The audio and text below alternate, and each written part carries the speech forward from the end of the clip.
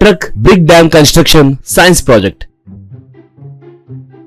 जबलपुर में एक construction company थी, उसका नाम ABC कंस्ट्रक्शंस कंपनी था।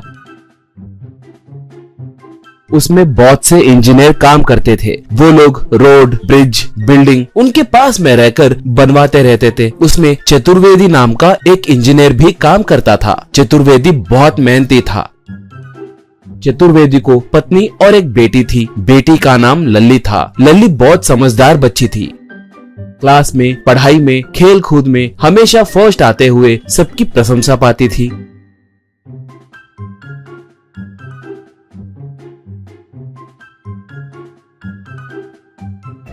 लल्ली अपने घर के ऊपर चढ़कर आए दिन खेलती रहती थी। एक बार उसके क्लास में क्लास टीचर, बच्चों, अगले महीने के 10 तारीख को हमारे स्कूल में साइंस एग्जीबिशन का आयोजन करने वाले हैं। उसमें भाग लेने वाले कोई भी मिनी आइटम बनाकर लाकर प्रदर्शन के लिए रखना है। वो कुछ भी हो सकता है, यानी बिल्डिंग, ब्रिज, रोड, ऐसे कुछ भी तैयार करके ला सकते हैं। भाग लेने वाले आकर अपना नाम दे सकते हैं, बोली।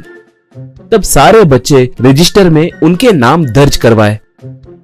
उस दिन शाम के समय घर को आए चतुर्वेदी से लिल्ली मिनी प्रोजेक्ट के बारे में बताई। पिताजी, कुछ भी करके मुझे उस कंपटीशन में जीतना है। मुझे मिनी ब्रिज डैम बनाने में मेरी मदद करेंगे क्या? कहकर पूछी चतुर्वेदी। तब, क्यों नहीं करूँगा बेटी, तुम मेरी सोन परी हो। तुम्हें इस कंपटीशन में जितवाने की जिम्मेदारी मेरी है, ठीक है? तुम्हारे लिए एक अद्भुत मिनी ब्रिक्स ब्रिज बना कर दूंगा। उसके लिए और बहुत समय है ना, खाली समय देखकर बना कर दूंगा, ठीक है? कहा लिल्ली। तब, मेरे प्यारे पिताजी, कहकर उसे पप्पी दी।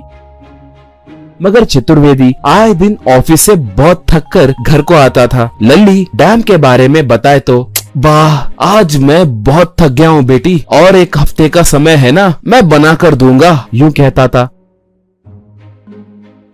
एक बार चतुर्वेदी कंपनी के काम के लिए फ्लाइट में दिल्ली गया।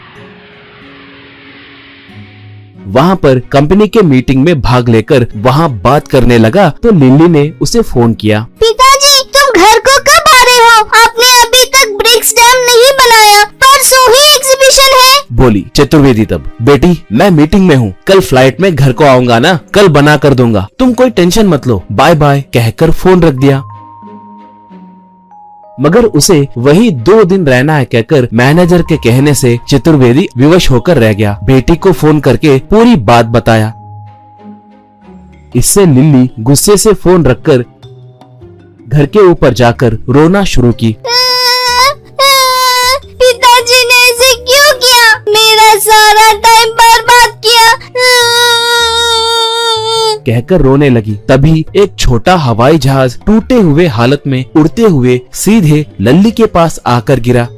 लल्ली उसे आश्चर्य होकर देखने लगी। उसमें से 2 लिलीपुट उतरे। दोनों को बहुत चोटें लगने के कारण वो दोनों लंगड़ाते हुए आ रहे थे। एक, हमें कुछ मत करो, हमें कुछ मत करो, हम हाथ जोड़ते हैं, हमें छोड़ दो, कहा तो दूसरा, प्लीज हमें कुछ मत करो, हमें कुछ मत करो, हमारा परिवार है, कहा लिल्ली। तब, आप लोग ऐसे क्यों डर रहे हैं? मैं आप लोगों को कुछ नहीं करूंगी। बच्चों के आगे बड़े हाथ नहीं जोड़ते, वो गलत बात है। वैसे आप दोनों कौन हो? इतने छोटे क्यों हैं? कहकर पूछी लिलीपुट। बेटी, हमारा देश समुद्र के बीच में मौजूद एक टापू में है, नाम है बोना देश। हमें इंसानों से डर लगता है। हम दोनों हमारे देश में बड़े इंजीनियर हैं। हम दोनों कभी कभार यहाँ पर आकर कंस्ट्रक्शन के नए नए तकनीक सीखकर चले जाते हैं। हमारे जहाज में कुछ तकनीकी खराबी की वजह से वो टूट गया। हमें हमारे देश को भिजाओ ना, प्लीज, कहा लिल्ली। तब, क्या तुम लोग इंजीनियर हो? तो फिर आप लोग मेरे लिए एक मिनी ब्रिक्स डैम बनाकर दोगे क्या? ऐसे किए तो मैं आप लोगों के लिए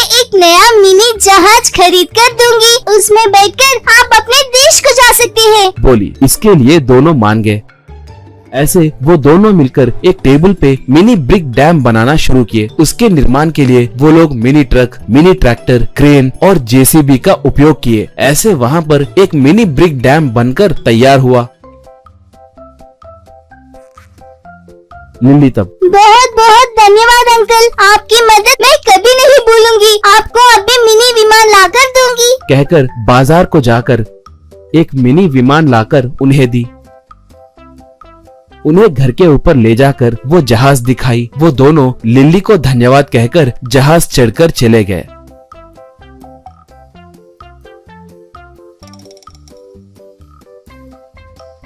साइंस एग्जीबिशन में लिली के बनाए ब्रिक डैम को पहला इनाम मिला।